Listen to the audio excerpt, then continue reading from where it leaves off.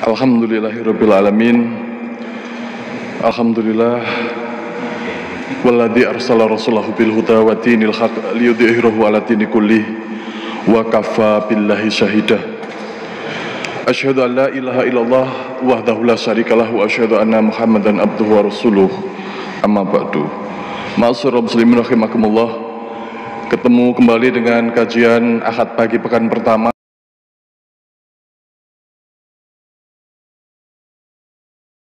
7 pemimpin terburuk di akhir zaman. Mudah-mudahan dengan tema ini nanti kita akan bisa melihat berbagai hal yang perlu kita perbaiki sebagai umat Islam. Shalawat serta salam semoga tetap tercurahkan kepada junjungan kita Nabi besar Muhammad SAW yang telah menjembatani al-Islam sehingga sampai kepada kita semuanya. Ma'asyiral muslimin rahimakumullah. Pada kesempatan pagi ini sudah hadir di tengah-tengah kita seorang mubaligh muda yang banyak memberikan inspirasi terhadap anak-anak muda sekitar kita. Namun memang belum banyak dikenal, karena itu akan sedikit saya perkenalkan. Beliau adalah Ustadz Ahmad Musta'in, salah satu dari keberhasilan Habib Taufik yang ada di Pasuruan, satu pondok yang ada di Pasuruan. Jadi sebelum masuk ke Pondok Sidogiri itu ada pondoknya Habib Taufik di kanan jalan. Dari sanalah beliau menimba ilmu, dan tentu kita tahu bagaimana arah perjuangan Habib Taufik tidak jauh-jauh dari apa yang sedang diperjuangkan oleh Habib Rizik Syihab, insyaallah. Untuk itu, ma'asyiral muslimin rahimakumullah, dan saat ini beliau sudah memulai perjuangannya di Keras, di Kecamatan Keras, wilayah sana, dengan memberikan dakwah kepada komunitas anak-anak yang banyak masalah. Yang ditandai persoalan itu, masalah itu dengan banyaknya tato di tubuh mereka. Itulah bagian dari kemudian ta'aruf saya dengan beliau kemarin ketika kita menyelenggarakan acara hapus tato di sini, kerja bareng Lasnas Dewan Dakwah Provinsi dan Lasnas Dewan Dakwah Kabupaten Kediri bersinergi dengan Lazis 4 Mei. Akhirnya kita selenggarakan mulai kemarin tanggal 6 dan berlanjut sampai hari ini. Insyaallah bagi saudara-saudara yang memiliki tato, maka bisa hijrah tato mulai hari ini. Baik, ma'asyiral muslimin rahimakumullah, langsung saja kita akan mendengarkan seperti apa ulasan Ustadz Ahmad Musta'in dengan tema kita hari ini, yaitu pemimpin terburuk di akhir zaman. Monggo, tafadhol Ustaz. Assalamualaikum warahmatullahi wabarakatuh. Innal hamdalillahi nahmaduhu wa nasta'inuhu wa nastaghfiruhu wa nastahdih. Wa na'udzu billahi min sururi anfusina wa min sayyiati a'malina. Man yahdillahu fala mudilla lahu ومن يضلل فلا هادي له وأشهد أن لا إله إلا الله وحده لا شريك له وأشهد أن سيدنا محمدا عبده ورسوله أرسله بالهدى ودين الحق ليظهره على دين كله ولو كره الكافرون ولو كره المنافقون. اللهم صل وسلم ومجد وعظم وكرم على نور قلوبنا سيدنا ومولانا محمد مفتاح باب رحمة الله عدد ما في علم الله صلاة وسلاما دائمين بدوام ملك الله وعلى آله وصحبه ومن والاه ما بعد. معاشر الإخوان والحاضرين والحاضرات رحمكم الله.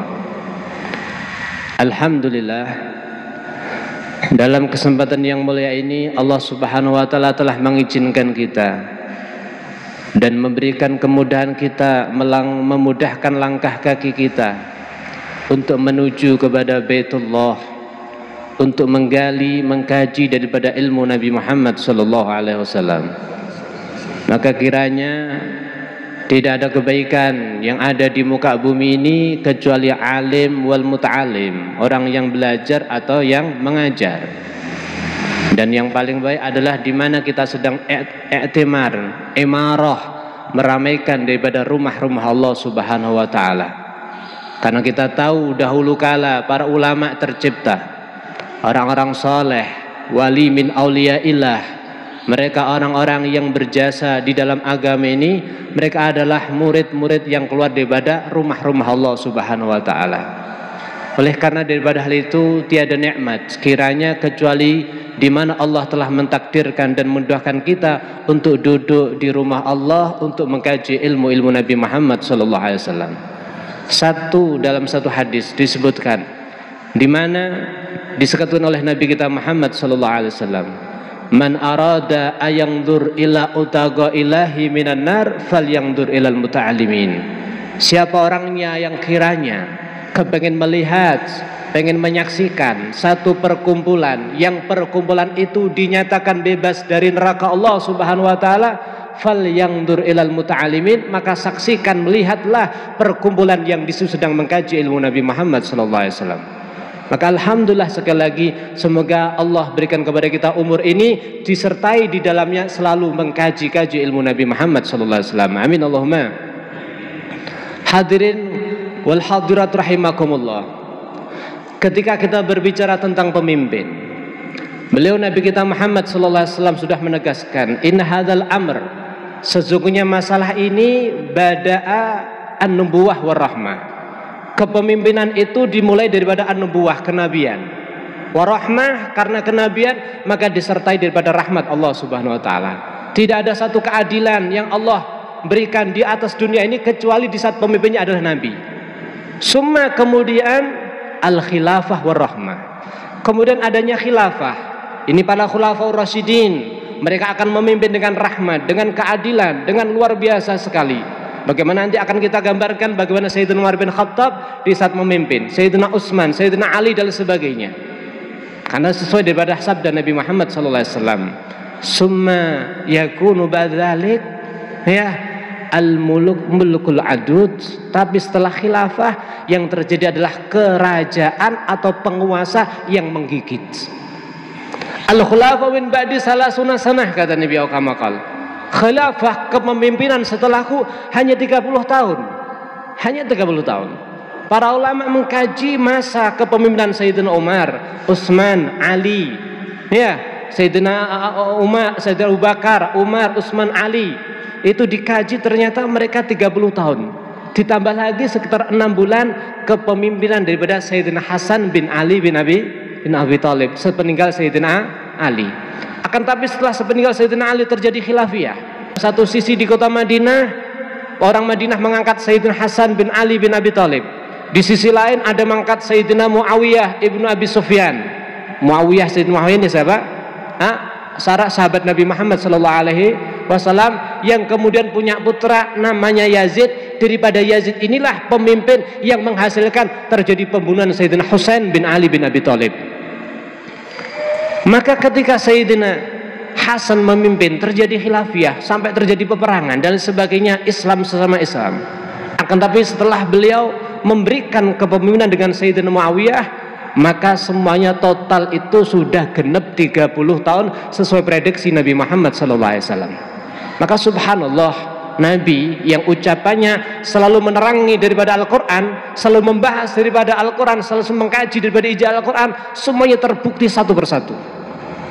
Coba kita lihat, kita tinjau bagaimana Sayyidina Abu Bakar memimpin, bagaimana Sayyidina Umar memimpin. Dahulu kala awal Sayyidina Abu Bakar memimpin, maka didapati sebagian sahabat, mereka ada sebagian sahabat mereka enggan membayar zakat. Maka Sayyidina Abu Bakar memutuskan kita harus perangi. Para sahabat mengatakan, ya Abu Bakar Siddiq, ya Khalifata Rasulullah, bukankah mereka sudah mengucapkan kalimah la ilaha illallah? Bukankah Nabi memerintahkan sama kita perangi mereka sampai mengucapkan kalimah la ilaha illallah? Kalau sudah intahu, berhenti. jangan diteruskan. Mereka udah mengucapkan kalimat la ilaha illallah. Kata Abu Bakar, tetap saya perangi. Kenapa? Karena mencederai salah satu rukun daripada Islam. Sekalipun kalian gak ada yang membantu kepadaku, saya berangkat sendiri.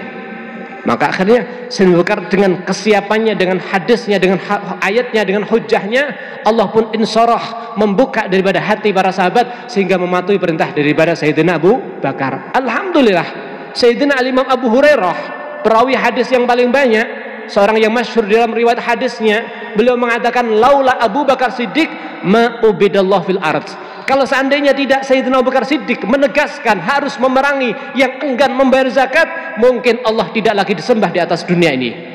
Allahumma shalli ala Muhammad. Mereka tegas, mereka sampaikan kalimat Allah, mereka kerjakan daripada perintah ayatnya Allah dan hadis Nabi Muhammad sallallahu alaihi wasallam. Tak takut. Sampai ahlu tafasir, seluruh ahli tafsir, seluruh ahli hadis, seluruh ahli sirah, seluruh daripada para ulama sepakat apa? Sayyidina Abu Bakar masuk kepada satu ayat.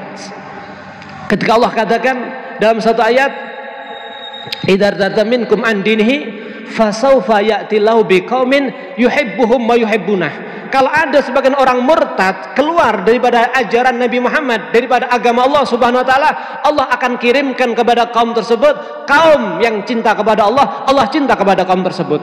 Maka ahli tafsir mengatakan yang dimaksud ayat ini tidak lain dan tidak bukan adalah Sayyidina Abu Bakar Siddiq. Mereka sepakat semuanya. La yakhafuna laumata laim. Itu akhir daripada ayat tersebut. Nah, inilah pemimpin-pemimpin daripada zaman dahulu. Kemudian Sayyidina Umar ibn Khattab, bagaimana Sayyidina Umar Khattab memimpin luar biasa sekali. Dikatakan beliau tidak bisa tidur di malam hari dan tidak bisa tidur di siang hari. Apa jawab beliau? Bagaimana mungkin saya tidur di malam hari? Bagaimana mungkin saya tidur di siang hari? Dalam pundakku dibebankan kepemimpinan untuk mengatur daripada seluruh orang Islam. Saya takut ditanya oleh Allah Subhanahu wa taala. Dan bagaimana mungkin saya tidur di malam hari? Bagaimana keadaanku nanti di neraka Allah Subhanahu wa taala. Sampai belum mengatakan kalau seandainya ada satu anak kambing meninggal di pinggir daripada sungai, maka saya khawatir meninggalnya karena terlunta-lunta, saya akan ditanya oleh Allah Subhanahu wa taala karena saat itu saya jadi pemimpinnya. Allahumma shalli ala Muhammad. Pernah ada orang mengetahui Sayyidina Umar bin Khattab. Sayyidina Umar bin Khattab itu satu ketika satu malam masuk kepada salah satu rumah seorang perempuan. Masuk ke rumah situ, ditunggu masuk lama baru keluar. Maka yang mengetahui ini seorang sahabat yang namanya Sayyidina Talhah penasaran apa yang dilakukan oleh Sayyidina Umar. Maka di pagi harinya dia survei daripada rumah tersebut, dicek.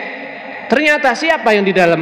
Ternyata di dalam adalah seorang wanita yang tua, yang buta, kemudian cacat. Tua, buta, cacat. Ditanya, ibu, apa yang dilakukan oleh lelaki tadi malam masuk ke rumah Anda dan sejak kapan dia ada di sini? Maka ditanya, demi Allah, dia telah menyapu halaman rumah kami. Dia telah menghilangkan penyakit yang ada pada diri kami. Dia telah memenuhi daripada seluruh hajat kami. Sudah berapa lama? Udah lama. Tahukah ibu siapa yang berbuat? Amirul Mukminin Umar ibn Khattab radhiyallahu anhu warḍah. Allahumma shalli ala Muhammad. Inilah Sayyidina Umar bin Khattab, seorang pemimpin yang dibawahi bukan satu negara. Bagaimana beliau terus cek selektif luar biasa kali. Hakadha, sesuai daripada yang ditafsirkan oleh Nabi kita Muhammad sallallahu alaihi wasallam. Demikian Sayyidina Utsman, demikian Sayyidina Ali bin Abi Thalib. Iya, mereka seorang pemimpin yang luar biasa. Ada salah satu sahabat yang menyaksikan ketika Sayyidina Ali, Sayyidina Utsman bin Affan diberontak sampai dibunuh, ditikam. Ya, ketika beliau membaca Al-Quran, maka tahu di bawah ada banyak orang-orang yang sedang memberontak kepada beliau. Maka kata beliau, sudah cukup, saya nggak perlu dijaga. Saya tidak mau ada darah yang mengalir karena membela saya. Tidak, sudah pulang kalian semuanya. Tidak takut sama sekali. Ya, tidak takut sama sekali dengan siapa. Yang ditakut cuma Allah Subhanahu wa taala. Di tengah beliau membaca Al-Quran ditikam, ditusuk dari belakang sampai ada suara. Dan dalam doanya, doa daripada madlum, kita tahu doa orang yang dimadlum, dizalimi, maka dibuka hijabnya antara Allah Subhanahu wa ta'ala, ittaqu da'watal madlum, takutlah kalian kepada doa orang yang dizalimi, karena doanya yahtarikul hijab, bisa merobek hijab daripada hamba kepada Allah Subhanahu. Sayyidina Utsman bin Affan dizalimi, terbunuh, di saat mau meninggalnya apa kata beliau? Beliau angkat tangan, ya Allah maj'al, ya Allah, Allah majma', ya Allah kumpulkan daripada umat Nabi Muhammad sallallahu alaihi wasallam, kumpulkan, satukan umat Nabi Muhammad sallallahu alaihi wasallam. Seorang sahabat namanya Sayyidina Abdullah bin Salam. Sahabat Abdullah bin Salam ini riwayatnya beliau dulunya adalah orang Yahudi, dari tokohnya orang Yahudi, dari tokohnya. Ketika beliau masuk Islam, ketika belum datang kepada Nabi, ngecek kepada Nabi, ini Nabi benar apa enggak? Ditanya dengan 3 pertanyaan. Kalau ente bisa jawab berarti ente Nabi, maka ditanya, dijawab sesuai daripada jawabannya, langsung dia masuk Islam. Ketika dia masuk Islam, Nabi bertemu dengan orang Yahudi yang lain, ditanya, saya mau tanya, siapa Abdullah bin Salam? Maka ditanya, dikatakan, oh Abdullah bin Salam adalah orang yang teralim daripada kami, orang yang paling faham dengan kitab Taurat, orang yang paling faham dengan agama Nabi Musa alaihissalam, ayahnya juga teralim. Kemudian Nabi mengatakan, tahukah kamu dia sekarang udah masuk Islam? Ketika dikatakan udah masuk Islam, langsung dirubah jawabnya, oh kalau gitu Abdullah bin Salam orang terburuk daripada kami. Ini mereka orang Yahudi. Ya, Abdullah bin Salam mengatakan, demi Allah, kalau seandainya Utsman ibn Affan dia mengangkat tangannya di saat didolimi oleh Allah Subhanahu wa ta'ala, ya Allah jangan kau kumpulkan umat Nabi Muhammad, maka kata beliau, demi Allah sampai yaumul qiyamah umat Muhammad tidak akan pernah berkumpul.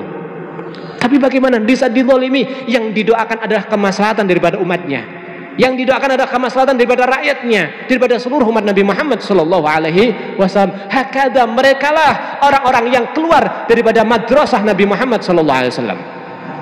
Demikian Sayyidina Ali. Sayyidina Ali bin Abi Thalib ketika terus ditipu oleh ahlul Iraq, ditipu dan ditipu, dikhianati dan sebagainya, diajak mereka untuk nusratuddin, menolong agama Allah, nggak ada semangatnya. Maka apa kata beliau? Ya Allah arihni minhum, ya Allah arihni minhum, istirahatkan aku daripada ngurusi mereka, ya Allah udah gak mampu. Warihum minni, mungkin mereka saya ajak kembali ke kitab Allah, hadis Nabi Muhammad SAW, udah gak mampu. Ya bebankan, bebaskan mereka bebannya daripada aku, ya Allah. Ketika beliau berdoa seperti itu, akhirnya dalam satu riwayat beliau mimpi ketemu Nabi Muhammad SAW. Maaf, masalah mimpi, Nabi dalam mengatakan dalam satu hadis, man ra'ani faqad ra'ani, siapa orang yang mimpi melihat aku Nabi, maka benar-benar dia melihat kepada aku. Fa inna syaitan la yatamasal bi, karena setan enggak bisa menyerupai daripada aku. Maka dia mimpi ketemu Nabi, ya Nabi Muhammad, ya Rasulullah, bagaimana keadaan umat? Bagaimana? Apa kata Nabi? Doakan kepada mereka yang buruk. Doakan kepada mereka yang buruk. Allahumma abdilhum, Allahumma abdilni khairan minhum. Ya Allah, berikan kepada aku saat ini posisi yang lebih baik daripada mereka rakyat yang enggak bisa diatur, ya Allah. Wa abdilhum syarran minni, tapi mereka gantikan kepada mereka seorang pemimpin yang lebih buruk daripada saya. Maka setelah Sayyidina Ali, ya fitnah terus. Sayyidina Hasan ibn Ali demikian fitnah terus sampai terjadi peperangan antara orang Islam. Ya, setelah itu kepemimpinan selalu diwarnai dengan dolim. Enggak dari Bani Umayyahnya, enggak dari Bani Abdullah ibn Abbas. Ya, semuanya kedoliman. Akan tapi Bani Abdullah ibn Abbas, ini Sayyidina Abdullah ibn Abbas atau Abbasi, itu dolimnya lebih sedikit. Ya, kemudian subhanallah daripada Bani Umayyah muncul lagi seorang pemimpin yang sangat soleh. Siapa? Sayyidina Umar ibn Abdul Aziz. Sayyidina Umar bin Abdul Aziz seorang yang soleh, keturunan daripada Sayyidina Umar bin Khattab. Suatu ketika ada orang punya sifat muraqabah. Apa itu muraqabah? Selalu merasa dipantau oleh Allah Subhanahu wa taala. Jadi suatu ketika Sayyidina Umar waktu ngecek keadaan masyarakatnya, maka mendengar daripada di balik satir, di balik tembok, ya, ada seorang diskusi antara anak sama ibunya. Di situ ibunya penjual susunya tapi murni, kemudian dicampur dengan air. Anaknya menegur, ya ibu, apakah anda nggak takut kepada Allah? Sudahlah nak, kita banyak hajat. Apakah anda nggak takut kepada Umar bin Khattab? Sudahlah, dan sebagainya. Maksudnya anaknya menegur jangan gitu, walaupun kita nggak dilihat secara langsung oleh Umar bin Khattab, tapi hendaknya kita takut kepada Allah, jangan ghish kepada orang Islam. Man ghassana falaysa minna. Siapa yang menipu orang Islam maka tidak termasuk golongan daripada orang Islam. Maka ketika melihat diskusi tersebut, Sayyidina Umar langsung masuk. Sayyidina Umar mengatakan siapa berkata ini dan siapa yang menjawab ini. Maka intinya Sayyidina Umar menemukan ada wanita yang punya sifat muraqabah. Ini wanita yang soleh. Wanita yang seperti inilah akan muncul orang-orang yang soleh. Maka langsung anaknya dikumpulkan, putra-putra Sayyidina Umar dikumpulkan. Nih, saya tahu ada wanita yang solehah. Coba di antara kalian siapa yang mau mengawin, siapa yang mau jadikan istri. Anaknya diam semuanya. Kalau nggak ada, saya akan berangkat. Baru ada salah satu anaknya mengatakan saya abah. Akhirnya dikawinkan. Dari perkawinan ini dengan wanita yang solehah ini punya sifat muraqabah, selalu merasa dibantu oleh Allah Subhanahu wa taala, Allah keluarkan seorang putri yang bernama Laila. Dari putri Laila inilah kawin dengan Abdul Aziz, akhirnya punya putra yang namanya Umar bin Abdul Aziz, seorang wali, seorang yang soleh. Bahkan dikatakan beliau adalah orang yang memerintahkan pertama kali untuk mengumpulkan hadis. Jadi hadis saat itu mulai dipalsu. Hadis mulai dipalsu. Beliau perintahkan kepada Al-Imam Zuhri untuk dikumpulkan hadis. Ini masa siapa? Sayyidina Umar bin Abdul Aziz. Akan tetapi orang yang soleh, yang memimpin, nggak bisa lama. Nggak bisa lama. Maka ketika Sayyidina Umar ibn Abdul Aziz meninggal, seorang raja Romawi mengatakan, sungguh satu hal yang biasa, orang yang baik kalau kumpul sama orang buruk nggak bisa lama. Kalau orang baik kumpul orang buruk nggak bisa lama. Sayyidina Umar bin Abdul Aziz cuma sekitar 2 tahun. Akan tapi tahukah Anda kepemimpinannya? Bahkan diriwayatkan saat itu serigala yang harusnya mencari makanan daripada kambing, serigala sama kambing koncoan. Serigala sama kambing koncoan. Sehingga orang dulu tuh kalau punya kambing kan banyak ribuan. Ya, kemudian dikembala dalam padang pasir. Maka untuk mengamankan daripada serigala harus ada 1 koboi atau 2 koboi. Maka saat itu para pengamannya istirahat. Kenapa? Serigala yang selalu membidik biasanya saat itu koncoan. Ketika lihat kok bisa ini kambing sama serigala koncoan, apa katanya? Idza saluhar ra'su, kalau kepalanya baik, kalau pemimpinnya baik, saluhal ba'su, maka ekornya, maka rakyatnya semuanya akan jadi baik semuanya. Masya Allah. Dan sampai suatu ketika dia nyantai, tidak lagi dijaga kambingnya daripada serigala, serigala berani gigit. Dilihat serigala gigit, serigala menerka, menggigit dan sebagainya. Maka langsung orang itu mengatakan, demi Allah, hadzal lail, malam ini pasti pemimpin yang soleh telah diambil oleh Allah Subhanahu wa taala. Dicek di kota, ternyata benar Sayyidina Umar bin Abdul Aziz telah diambil oleh Allah Subhanahu wa taala.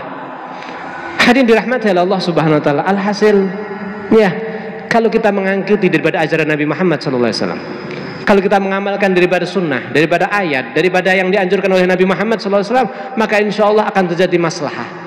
Maka insya Allah akan terjadi kesejahteraan, akan terjadi keamanan, akan terjadi kemakmuran, akan terjadi luar biasa sekali. Akan tetapi kalau yang memimpin adalah mereka orang-orang yang zalim, orang-orang yang gak cinta dengan agama, atau orang-orang hanya menuntut daripada nafsu dan sebagainya, waliyadzubillah min dalik. Akan tetapi disebutkan dalam satu hadis wafil azhar, disebutkan bahwa Allah Subhanahu wa taala mengatakan,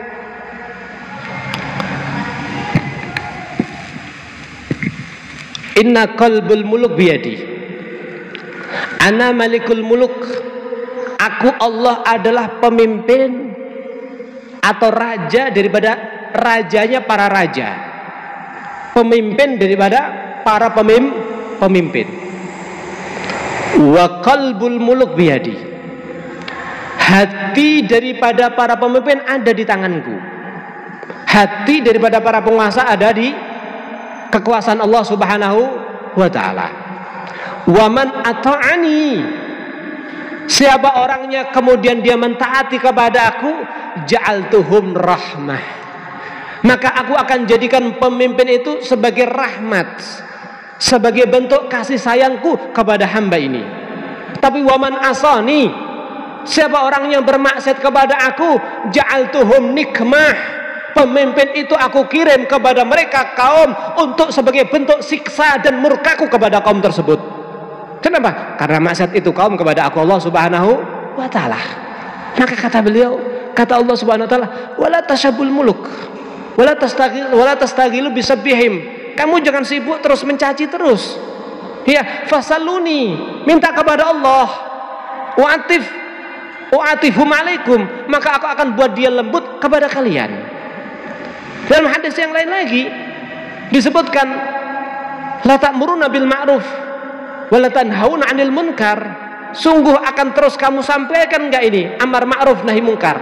Terus ajak orang kembali kepada rumah Allah, ajak orang kembali kepada Al-Quran, kepada ayat, ajak orang untuk mentaati daripada agama, ajak orang kembali kepada Allah Subhanahu. Terus kamu ajak enggak ini wala tanhauna 'anil munkar, atau kamu mau enggak untuk mencegah daripada kemungkaran? Kalau enggak, la yusallatanallahu alaikum sultanan dhalimah. Kalau enggak, Allah akan kuasakan kepada kamu pemimpin yang zalim. Pemimpin yang zalim, pemimpin yang menggigit, pemimpin yang terus menindas daripada masyarakatnya, dan seterusnya dan seterusnya. Oleh karena daripada hal itu, hadirin ikhwani yang dirahmati oleh Allah Subhanahu wa taala, maka selain kita mungkin kita harus mungkin selektif dengan kebijaksanaan pemimpin, akan tapi jangan lupa diri kita. Dan cuma kita tertipu daripada setan, kemudian kita hanya mencela terus, tapi kita tidak ada perbaikan. Kita enggak lagi salat jamaah. Bagaimana salat jamaah kepada kita dengan keluarga kita? Bagaimana Al-Quran? Bagaimana hadis Nabi?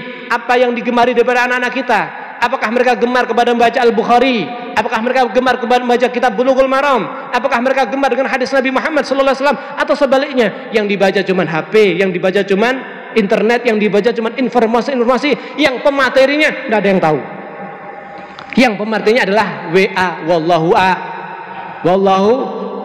Tapi kalau Anda baca hadis, Anda baca Al-Quran, pematerinya adalah Allah Subhanahu wa taala dan Nabi Muhammad sallallahu alaihi wasallam. Maka daripada itu jangan tertipu dari setan. Terus kita selektif. Maka Masya Allah, kalau kita udah enggan amar ma'ruf nahi mungkar, ini kadang-kadang kita ini disibukkan satu sama lain untuk sibuk, untuk saling untuk saling permusuhan, untuk saling memusuhi, untuk mencari kekurangan dan sebagainya, sehingga amar ma'ruf terlalai. Sehingga kalau amar ma'ruf nahi mungkar udah tidak lagi dikerjakan, waliyadu billah min dalik, ya akan muncul banyak hal, akan muncul luar biasa sekali. Oleh karena daripada hal itu, ikhwani yang dirahmati oleh Allah Subhanahu wa taala, Masya Allah, kalau sudah kemungkaran merajalela, kalau sudah wanita-wanita kita membuka auratnya, kalau sudah khamr berada di mana-mana, waliyadu billah min, coba kita lihat ya Allah, semakin hari tingkat daripada wanita-wanita kita bukan semakin rapat, semakin terbuka. Kalaupun tertutup tapi maknanya rapat. Ketat, tahu ketat ya? Tahu ketat? Ketat itu tertutup tapi rapat. Tahu rodong, toples, bungkus rapat tapi kelihatan. Ya enggak? Ini berarti pakaian toples namanya ini. Pakaian rodong. Bukan seperti ini. Ya, bukan seperti ini. Oleh karenanya ayo kita mulai daripada diri kita. Kita mulai daripada keluarga kita. Kita ajak mereka, jangan lupa dengan Al-Quran, jangan lupa dengan hadis, untuk salat jamaah, untuk bagaimana mengkaji lagi ilmu-ilmu Nabi Muhammad SAW, supaya Allah akan turunkan kepada kita, Allah berikan kepada kita seorang pemimpin yang akan punya kepedulian dengan agama Allah Subhanahu wa taala. Kemudian ketika kita berbicara tentang khamr, Masya Allah, khamr sama perjudian ini memang alat utama untuk menghancurkan Islam yang dipakai daripada setan. Ya, alat utama untuk menghancurkan. Memang kalau kita berbicara meninjau daripada awal dulu, khamr ini Islam datang tidak langsung haram. Karena memang tradisi orang jahiliyah itu minum khamr. Tradisinya minum khamr. Ya. Islam datang enggak langsung haram. Bahkan Ashabul Badar, yang perang Badar itu ada sebagian mereka cara merayakan kemenangannya minum khamr. Sampai ayat yang turun tentang khamr ini 4 kali. Ya, pertama diterangkan, pertama disindir, kedua mulai dijelaskan, keempat langsung ada larangan, wala taqrabus shalah, ketiga wala taqrabus sholata wa antum sukara. Jangan dekat kepada salat ya kalau masih mabuk. Berarti para sahabat, jadi awal gini ya, awal itu turun ayat cuman sindiran.